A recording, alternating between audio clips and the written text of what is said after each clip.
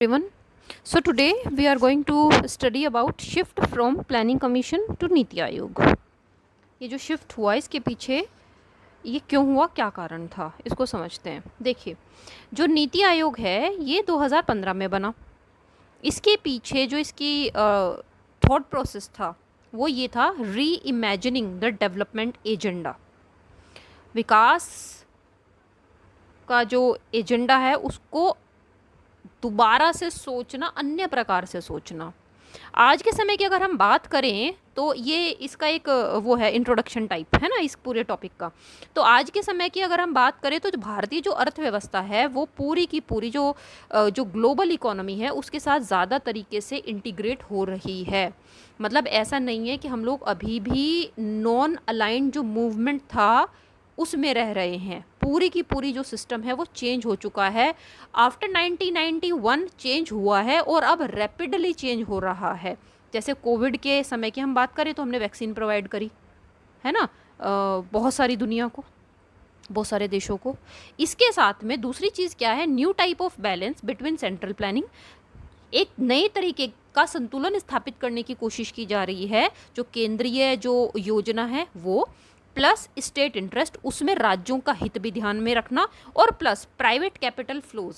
तो तीनों चीज़ों को, मतलब केंद्र किस प्रकार से वो प्लानिंग लेके चलेगा देश को आगे बढ़ाना है ना, और अपने देश की जो समस्याएं उन्हें दूर करना, इंडस्ट्रियलाइजेशन करना और ज़्यादा डेवलपमेंट करना, साथ में दुनिया का ध्यान रखना, उसके हिसाब से प्लानिंग करना.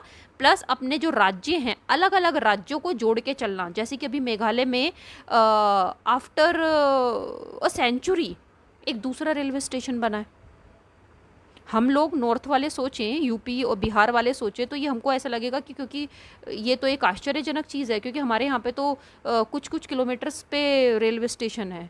तो नॉर्थ ईस्ट को किस तरह से कनेक्ट किया जाए, है ना. ये क्या है, state interest plus private sector, किस तरीके से उसके कैपिटल का यूटिलाइजेशन करना है वो भी समझना है.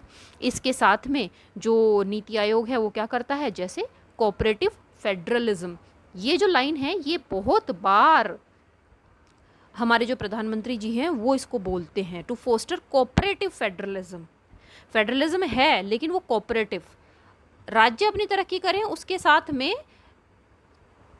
साथ साथ और केंद्र के आधार पर ही दोनों मिलकर काम करें. साथ साथ में केंद्र के साथ राज्य का तालमेल, और प्लस केंद्र सरकार जिस तरीके से गति से आगे बढ़ रही है उस तरीके से राज्य भी आगे बढ़े, या राज्य जैसे आगे बढ़ रहे हैं केंद्र भी उनको सपोर्ट करे. है कोऑपरेटिव फेडरलिज्म.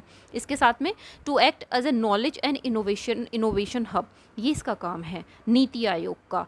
एक नई चीज़ें के बारे में सोचना, देश को एक मार्गदर्शन देना, रीडिफाइन द रिफॉर्म्स एजेंडा नए तरीके से. क्योंकि 1991 में जो चेंजेस हुए उसके बाद अभी 2022 दुनिया बहुत बदल चुकी है, तो सुधार भी नए तरीके से होने चाहिए.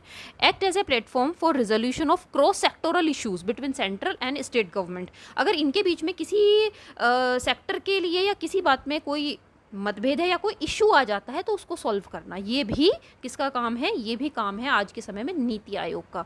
अब बात करते हैं प्लानिंग कमीशन के बारे में. देखिए, प्लानिंग कमीशन जो है मार्च 1950 के अंदर गवर्नमेंट ऑफ इंडिया रेजोल्यूशन के द्वारा ये बनाया गया था.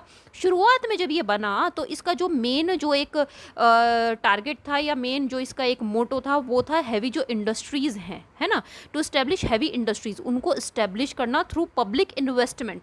क्योंकि उस समय देश आज़ाद हुआ था, नई तरीके की बहुत सारी समस्याएं थी, लैक ऑफ फंड्स था, और दुनिया बहुत आगे उस समय हमसे निकल चुकी थी. तो हमें क्या था कि एक प्राइवेट सेक्टर जैसा उस समय ऐसा चीज़ें थी लेकिन इस इतनी बड़े प्रकार से नहीं थी. तो और फिर उस समय के हमारे जो प्रधानमंत्री जी थे पंडित जवाहरलाल नेहरू, उनकी एक अपनी सोशलिस्ट एक वो आइडियोलॉजी थी. तो उसके आधार पे उन्होंने पब्लिक इन्वेस्टमेंट के द्वारा हैवी इंडस्ट्रीज़ पे फोकस कर रहा, और ये मकसद था किसका, ये मकसद था प्लानिंग कमीशन का, जो कि उस समय की गवर्नमेंट थी उसके नीतियों के आधार पर चीज़ों को कर रहा था. दूसरा इसका जो फंक्शन था शुरुआत तो यहाँ से हुई, लेकिन उसके बाद में to assess and allocate plan resources, formulate plans, identify resource constraints, कहाँ पे क्या चीज़ बाधाएं, वो सब चीज़ें, अप्रेज एंड एडजस्ट इम्प्लीमेंटेशन, किस तरीके से जो प्लान बने हैं 5 ईयर प्लान है ना, उनको पूरा का पूरा उनका मूल्यांकन करना, फिर एडजस्टमेंट करना नेक्स्ट प्लान के अंदर, ये सब कुछ होता था। 1950 से और 2014 के बीच में अगर हम बात करें तो 12 5 ईयर प्लान बने हैं। और देखिए जो ये अलग अलग जो प्लान्स थे, इनका हर एक प्लान का एक अलग अलग मोटो हुआ करता था, है ना, तो उसके हिसाब से इन्होंने पूरा का पूरा ये किया। लेकिन इसके आधार पे कुछ चीज़ें हुई, प्लानिंग कमीशन की कुछ कमियां थी। जब सबसे मेन है जो शुरुआत हम करते हैं वो करते हैं पॉलिसी फैटिग से। यहाँ से जो है मतलब पॉलिसी फैटिग, चीज़ें ओवरलैप, वो चीज़ अब चली फिर वो आगे भी चली, मतलब एक व्यवस्था थी कि हाँ यहाँ पे प्लान्स बनेंगे और इस तरीके से फिर मतलब टॉप डाउन अप्रोच। तो पॉलिसी फटीग, एक तरह से थकावट, एक तरह से शिथिलता की व्यवस्था चल रही थी, लेकिन बहुत ही शनै शनै गति से, और टारगेट नहीं था कि इतने समय में हमें ये चीज़ें पूरी करनी है। और वही एक प्लान एक समय में आया, और उसके बाद जैसे चॉकलेट है ना, तो जैसे बच्चे को फिर एक नए तरीके का अलग तरीके की चॉकलेट आ गई, फिर उसको एक अलग तरीके की चॉकलेट ला दी, टेस्ट वही है उसका, है समय के अनुसार उसमें थोड़ा थोड़ा परिवर्तन करते चले गए, ये हुआ। दूसरा, कोलैप्स ऑफ पब्लिक इन्वेस्टमेंट।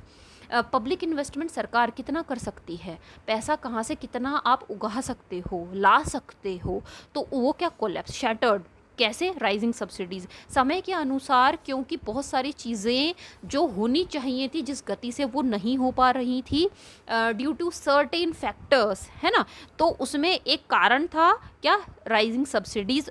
क्यों? क्योंकि सब्सिडी बहुत ज़्यादा जिस तरीके से हर चीज़ पे दी जा रही थी, उससे सरकार एक तरीके से बैकफुट पर आ गई मतलब हो गई खड़ी कि इतना पैसा कैसे, कहाँ कहाँ कैसे कैसे खर्च करें, और पैसा है नहीं और खर्च बहुत ज़्यादा करना है।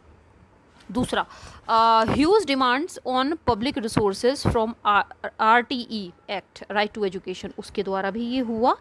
नरेगा है ना, और PDS, इन सब की इनकी जो खामियां हैं, RTE एक अलग है, लेकिन नरेगा और PDS को किस तरीके से अभी नरेगा मतलब उसको जैसे अब जोड़ने की कोशिश हुई है, जोड़ा जा रहा है डेवलपमेंटल टास्क से, ना कि आप खड्डे खुदवाओ और लोगों को पैसा दे दो, राइट।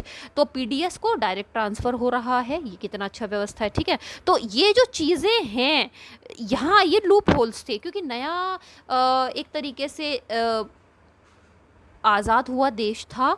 संस्कृति तो बहुत पुरानी थी, इतिहास तो बहुत पुराना है, लेकिन लोकतांत्रिक तरीके से इतने सालों की गुलामी के बाद नया देश बना, चीज़ें उस तरीके से नहीं ढल पाई जिस तरीके से शायद उस समय सरकार ने सोचा होगा, बहुत सारी कमियां आ गई।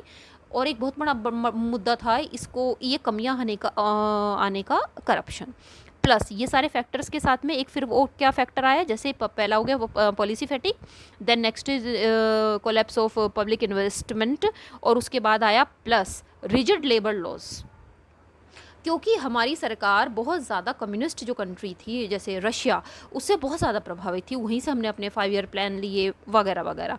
तो और उसी के साथ में क्योंकि एक बहुत बड़ा फैक्टर था कम्युनिस्ट का, हालांकि वो सत्ता में ऐसा केंद्र में नहीं थे, लेकिन वो लोग बड़े पावरफुल थे, तो उन्होंने अपने हिसाब से बहुत सारे लॉज बनाए, और उसमें ये रिजिड जो लेबर लॉज थे, इससे भी बहुत नुकसान हुआ है। बहुत सारी फैक्ट्रीज़ लेबर यूनियंस की वजह से बंद हुई हैं। इस बात को अगर आप इतिहास पढ़ें या देखें किस तरीके से फैक्ट्रीज़ बंद की गई हैं, पूरा का पूरा टाउन लेबर यूनियन बाजी की वजह से ख़त्म हो गया है।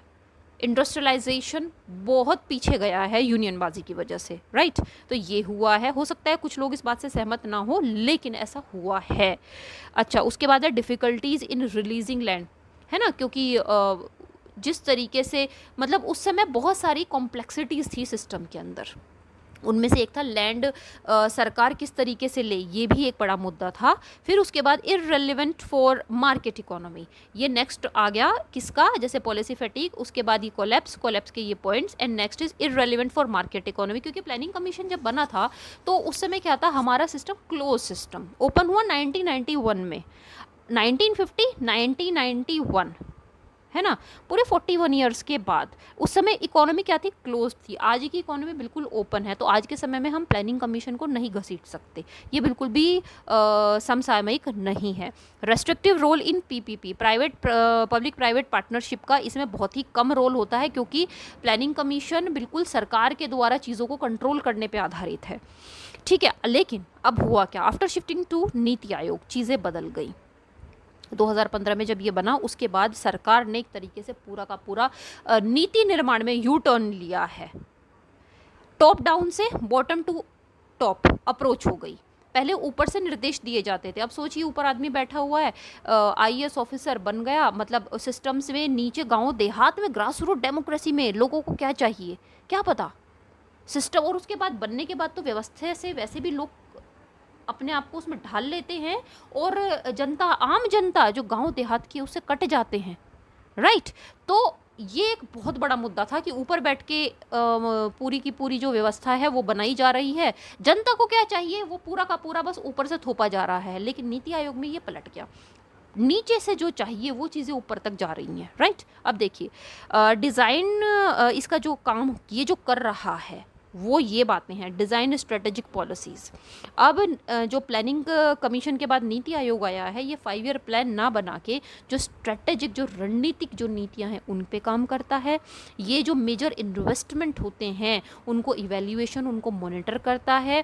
मेक इन इंडिया, जिसका काफ़ी मजाक भी उड़ाया गया एक प्रोमिनेंट पार्टी लीडर के द्वारा, एक प्रोमिनेंट जो भारत की पार्टी है उसके द्वारा, लेकिन ये उपहास नहीं उड़ाना चाहिए था। अगर हम मेक इन इंडिया पे बल देते हैं तो ये बहुत बड़ा हमारे लिए गर्व का विषय है कि हम अपने देश के अंदर सर्विस सेक्टर, एक ये जो होता है ना ये जो डेवलपमेंट का फेज़ है ये ऐसे होता है, एग्रीकल्चर, फिर उसके बाद इंडस्ट्रियलाइजेशन, है ना, और फिर उसके बाद सर्विस सेक्टर। हमारे यहाँ पे हुआ क्या, सीधा का सीधा एग्रीकल्चर तो था, एग्रीकल्चर से हम लोग सीधा का सीधा सर्विस सेक्टर पे पहुँच गए, मैन्युफैक्चरिंग तो हमारे यहाँ हुई नहीं। अब वो मैन्युफैक्चरिंग की बातें चल रही हैं, और जैसे भी देखा होगा तेजस जो है हम एक्सपोर्ट कर रहे हैं, और बहुत सारी चीज़ें अब नई तरीके से हो रही हैं। तो उसमें ये था मेक इन इंडिया, इसकी जो शुरुआत हुई इलेक्ट्रॉनिक इंडस्ट्री के अंदर, वो पूरा का पूरा जो दिमाग की उपज थी वो थी नीति आयोग की। उसके बाद लैंड लीजिंग लॉज, इन्होंने मॉडल लैंड लीजिंग लॉज बनाए जिससे कि डेवलपमेंट हो सके। नेशनल एनर्जी पॉलिसी पे काम किया, एग्रीकल्चर को किस तरीके से रिवाइटलाइज किया जा सके, फार्मर की आय दोगुनी की जा सके, उसके बारे में इन्होंने बातें करी, उस पर काम किया है बहुत ज़्यादा। जो नॉर्थ ईस्ट है, हिली एरियाज़ हैं, उनका जो डेवलपमेंट है किस तरीके से हो, स्ट्रेटेजी उसकी बनाई। आज के समय में नॉर्थ ईस्ट हमें ऐसा लगता है जैसे बिल्कुल हमारे पास में है। पहले में कितनी सारी वहाँ पे प्रॉब्लम्स थी, इंसर्जेंसी फैक्टर्स थे, दूसरे देश उस चीज़ का फ़ायदा उठाते थे, लेकिन आज देखिए इंसर्जेंसी ऑलमोस्ट ज़ीरो है, वहाँ पे बिल्कुल ख़त्म होती ही जा रही है। लोगों में एक तरीके से पीस है और ज़्यादा क्लोजनेस है विद दिल्ली, मतलब with other half of our country. तो वो बिल्कुल ऐसा हो गया कि जैसे दिल्ली, मतलब सरकार हमारी सुन रही है, राइट। इसके अलावा ये सब कुछ नीति आयोग के द्वारा एक तरीके से किया गया सोच के साथ में। उसके अलावा reforms in medical council of India, उसमें भी रिफॉर्म्स किए गए नए तरीके से, क्योंकि ये व्यवस्थाएं बहुत पुरानी थी, हमको नई तरीके से चीज़ों को समझना था। हालांकि इसका जो पॉइंट बाद में आएगा, लेकिन मैं बता रही हूँ ये जो सारी चीज़ें हुई हैं वो कैसे हुई हैं कि जो पूरा का पूरा हमारा जो प्लानिंग कमीशन था वो पहले अकाउंटेबल था किसके प्रति, एनडीसी के प्रति, राइट। लेकिन अभी वो अकाउंटेबल किसके प्रति है, अभी वो अकाउंटेबल है डायरेक्ट प्राइम मिनिस्टर के प्रति। प्राइम मिनिस्टर उनके डायरेक्ट हैं बातें हैं, तो प्राइम मिनिस्टर जो सोचते हैं वो अपना उनको बताते हैं, और वो अगर कुछ नीति आयोग के द्वारा कुछ नई चीज़ें जैसे ये हैं ये बताई जा रही हैं तो उससे रिलेटेड वो प्रधानमंत्री को बताते हैं। तो एक बहुत ही अच्छे तरीके से कोऑर्डिनेटेड, इंटीग्रेटेड अप्रोच के साथ ये काम करता है।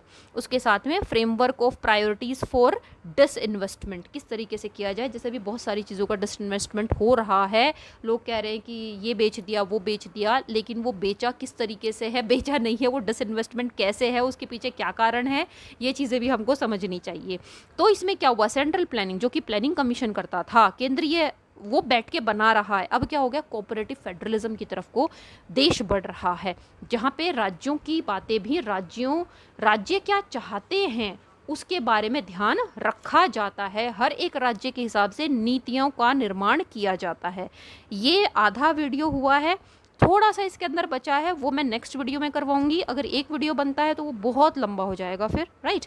तो आई होप ये जो शिफ्ट है किस तरीके से है और ये कितना अच्छा शिफ्ट है, जो पॉलिटिकल पर्सनल पॉलिटिकल बायस हैं उनको अलग रख के, क्योंकि हम स्टूडेंट्स हैं, तो हम लोगों को एक जो रेशनल अप्रोच है उससे चीज़ों को समझना चाहिए।